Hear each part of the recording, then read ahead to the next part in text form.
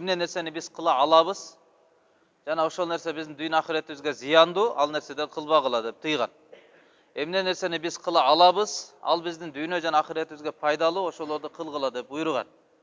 Алла Таала учкула деп деле айтпайт, учпагыла абага деп деле айтпайт да. Себеби кудурет жетпейт буга. Учканга күч жетпегенден кийин ага тыюу дагы жок, ага буйрук дагы жок. Ошол Аллах Таала тыйган, демек дүйнө ахиретибиздин бузулуусуна себеп боло турган иштердин бири бул адам баласы өзүнү мактоо дейт. Bundan Аллах Таала тыйган экен. Кур'ан-ы Каримде Аллах Таала айтат: "Фала тузаку анфусакум хуа а'ламу биман иттаqa." Силер өзүңөрдү фала тузаку тазалабагыла. Өзүңөрдү айыптан таза, жакшы болуп атат деп өзүңөрдү мактап, өзүңөрдү тазалабагыла. Аллах Таала өтө жакшы билет ким такыба экендигин дейт. Алла өзү жакшы билет. Ошондуктан тартип боюнча дагы бирөөнү мактаганда ла узакки ахадан алалла ахтасиб. Мен эч кимди Алла Тааланын алдында таза деп айтпаймын, бирок күмөнүм меники ушул адам жакшы адам. Ушул адам ыхластуу адам, ушул адам такыба адам деп мен күмөн кыламын деп айтыш керек экен, бирок толук 100% чечим менен айта албайт экенбиз. Өзүбүздү мактоого Курандан тыюу салынган экен. Антип өзүңөрдү мактабагыла дейт. Демек, өзүңөрдү мактап, өзүңөргө өзүңөр разы болуп, кылган амалыңардан бирдекени үмүт кылып, толук чечим мененчи болду. Мен иншалла ушул намазым менен жашоом оңолот сөзсүз. Ушул намазым менен сөзсүз бейиш алам деп, ошо менен тынчтанып туруп калбаш керек экен да. Балки мусулман, имандуу адамдын имандын талабы, иман келгенде коркунуч менен үмүттүн ортосуна алып келип коет экен адамдачы. Тынчтанып эле жүрүп калбайт экенбиз. Башка аятта Аллах Таала мындай деген: "Алам тара илаллазина юзаккуна анфусахум балиллах юзакки ман яша ва ла юдламуна фатила." О Мухаммад алейхиссалам, ушундай адамдарга карабайсыңбы? Алар өздөрүнү юзаккун анфусахум, өз жандарын өздөрү тазалашат дейт. Яны өздөрүн өздөрү макташат. Биз жакшы кылып атабыз деп жүрүшөт. Ошондой адамдарды карачы. Балким Аллах Таала кимди каалаган болсо ал тазалай турган зат. Жана аларга кыпындай дагы зулумдук кыямат күнү болбойт дейт. Жашоодо да, кыяматта да Аллах Таала аларга зулумдук кылбайт дейт. Демек, биринчи аятта ачыктан ачык Аллах Таала тосту, өзүңөрдү мактабагыла деди. Экинчи аятта ишара кылып койду, ушундай адамдарды карачы деп, жаман көрүп, жемелеп, карачы ушундай деле болмок беле дегендей ишара түрүндө Аллах Таала бул кыймылдын жаман экендигини айтып жатат.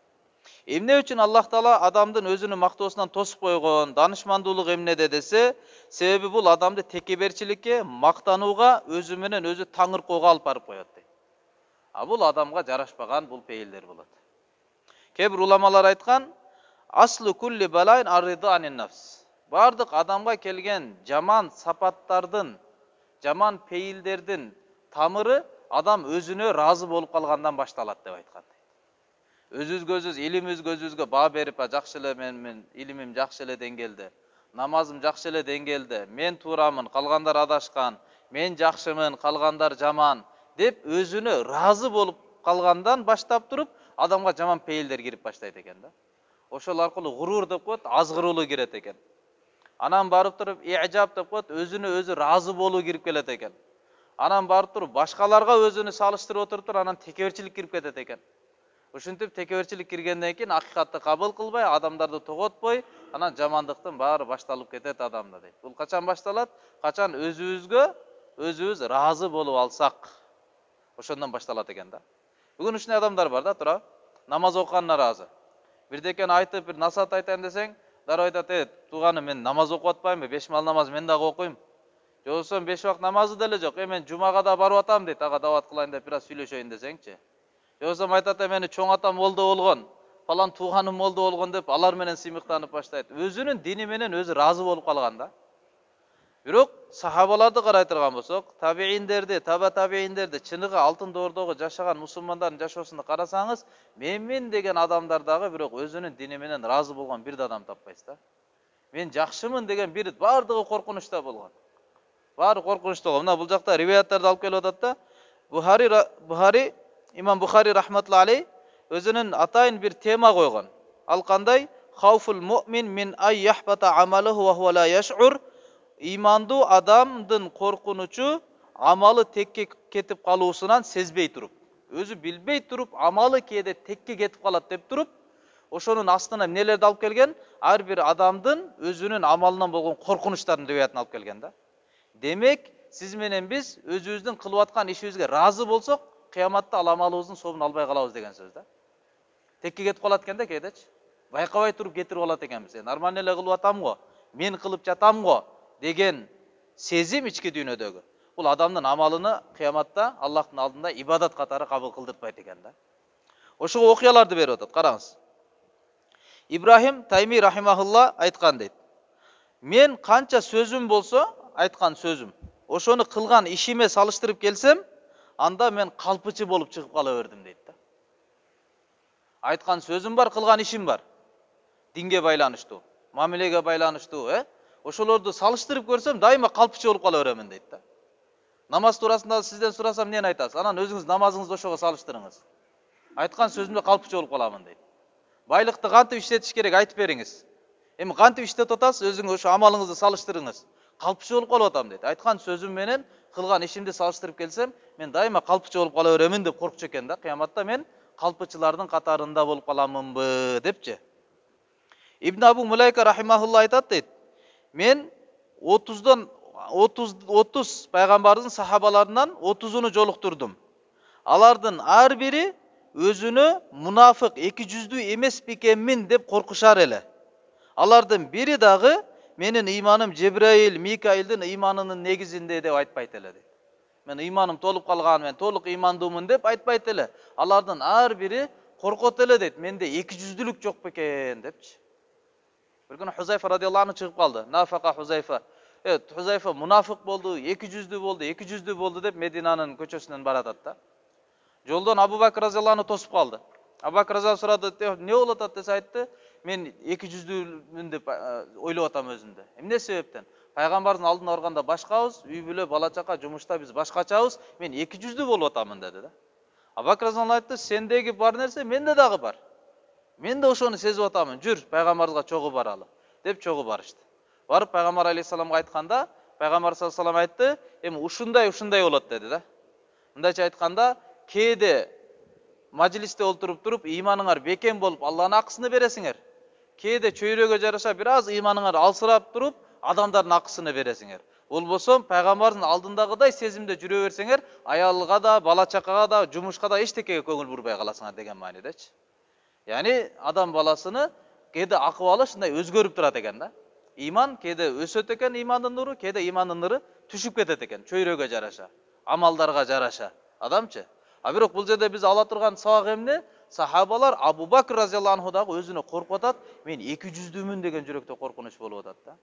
Umar radıyallahu anhu bir jolu janaza bolup kalıp, janazaga Huzayfa radıyallahu anhu kelbey kaldı. Huzayfa radıyallahu anh Peygamber sallallahu aleyhi ve sellem sırda aytkan bolчу. Yani 200'lüler kim eken? Oşolorun tizmesini aytkan bolчу da. Oşo gelbey kalganda Umar radıyallahu anh janazaga bargan jok. Sebebi bildi, demek bul 200'lü ölgөн adam. Huzayfa gelbedi depçi. Anan Huzayfa radıyallahu anh soradı. Makul, menin kimdir münafık ekendigini aytpa. Sebebi Peygamber aleyhisselam sağa aytkan, aytpagın dep turup sağa tizmeni taşlap ketken. Birok men oşolordun içinde jokmун aytıp koyçu degen da. Yani oşonday halif bolup tursa dagı, oşonday takvachılık, tahajjudu, kündüzü, tündü, anın başkaruuchuluğu, oşonçoluk korkunuşta bolsa dagı, birok özünden korkot ele da, men 200 emes bekem depçi. Oşol sezimge iman alıp geliş gerek. Эми уламалар айтат, эмне себептен мындай айырма? Мурдакыларда ушунчалык коркунуч, мисалы Хасан Басри рахматуллахи мечитинде отуруп алып аябай катуу ыйлачу экен да. Хасан Басри өтө улуу табиин болуп эсептелет. Айша энебиздин тарбиятын көргөн. Пайгамбардын үйүндө чоңойгон, азыр баягы жашыл көп болуп турбайбы? Ошол жерде чоңойгон адам болот алчы. Ошондой таква, ошондой илимдин деңизи болсо дагы, бирок мечитте отуруп алып жалгыз өтө көп ыйлайт эле дейт. Андан келип сураганда, сиз эмне мынча ыйлайсыз десе, мен тозоктун кенен жеринде бир бурчунда ташталып, унутулуп, ошакта көмүр болуп, күл болуп, ошода калып кетеминби деп коркомун деп ыйлачу экен да. Allah'ını tanuu sabagı ошондой, канчалык Allah Taala'ны tanısаңыз, жакындасаңыз, ошончолук Allah Taala'dan алыс таныбайт экендигиңиз, надан экендигиңиздин ачыкка чыга берет да. Эмне себептен мурдакыларда ошончолук коркунуч, бизде болсо коркунуч жок болуп атат да. Себеби эмнеге десе, себеби мурдакы iymandуу адамдар өзүнүн ыйманынын үстүнөн мээнет кылып турган. Ыйманды жаңылап туруу, ыйманды кубаттап туруу деген алардын тапшырмасы бар эле жашоодочу. А бизде жок болуп калды да, ыймандын мээнетин капырларга дейбиз. Капырларга айтыш керек, ошолор ыйманга келсин. А біз болду, иманды болып қалдық, бізге жетет, біз амал қылсақ болды деп түсінөбүз да. Біз зекет беріш керекпіз, біз намаз оқыш керекпіз, біз ораза кармаш керекпіз. А иманыбыз сапаттары, бутактары чыгып калган болду, жетишет бизге деп түшүнүп калганбыз да. А исламда эмне кафырларга кандай дават болот? Кандай чакырык? Аслим таслам. Исламды кабыл кыл, саламатта болосуң деп аларды чакырабыз. А акыретти сүйлөө, Алла Тааланы сүйлөө, кабыр жашоосун сүйлөө, акыретти сүйлөө, бул момундардын ортосундагы сөздөр. Ыйманга келген адамдар дайыма Алланын азаматтуулугу боюнча сүйлөп туруш керек. Алланын кудурети боюнча сүйлөп туруш керек. Кабырдагы жашоо боюнча сүйлөп туруш керек. Өлгөндөн кийин бейиш бар, тозок бар, сүйлөп туруш керек. Болбосо бейиш көз алдан кетти, тозокто көз алдан кетти, кабыр жашоо көз алдан кетти. Максатсыз жашоо куралып калды. Максаты жок. Намазга турушу кыйын, багымдатка турушу кыйын, тахажжудка турушу кыйын. Алланын өкүмүнө ар бир мамиледе аткарыш кыйын, акча келип калса жок, ошо жакты басып кете берет. Бир эки Алланын өкүмү сынтырды, эчтеке эмес, зато чоң пайда түшүп атпайбы? Дейт да ошол жакка кирип кете берет. Эмне үчүн? Жашоодо максаты жоголду аныкычы. Качан айтсак, десек, окусак, уксак, окуттурсак, акырет боюнча, анда көз алдыбызга максат келет. Биз бара турган жерибиз бар, сактана турган жерибиз бар, кыяматта ар бир нерсеге суроо жооп бере турган күнүбүз бар. Жашоосу максаттуу да. Ар бир кыймыл аракети, ар бир сарптаганы, сүйлөгөнү, жылмайганы эми бардыгы көзөмөл астына түшүп баштайт да. Ошондон иншалла аракет кылалы, ар бир момун адам, ыймандуу адам өз ыймандын үстүнө мээнет кылып аткан болсун. Жатар алдында өзүбүздөн бир аз эсеп китеп кылалы. Эртең менен турганда күнүмдүк бир план түзөлү. Эмне кылам, кандай кыламын деп бир аз жашообузду тартипке салалы иншалла. Аллахым баарыбызга амал кылганга мүмкүнчүлүк берсин.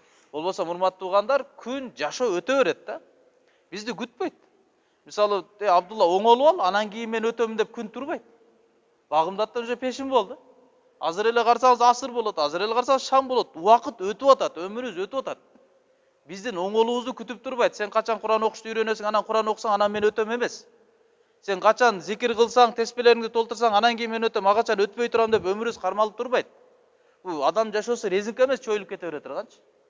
Бир чектелген убакыт бар. Ошого биз келетабыз жакында. Келетабыз.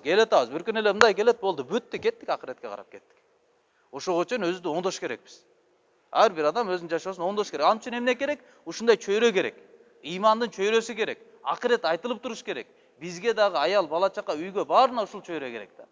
Ошондой чөйрөлөрдү тургузган аракетини кылалы иншалла. Аллахым амал кылганга мүмкүнчүлүк берсин. Субхана роббика роббил иззати амма ясифун ва саламун алал мурсалин. Алхамдулилlah.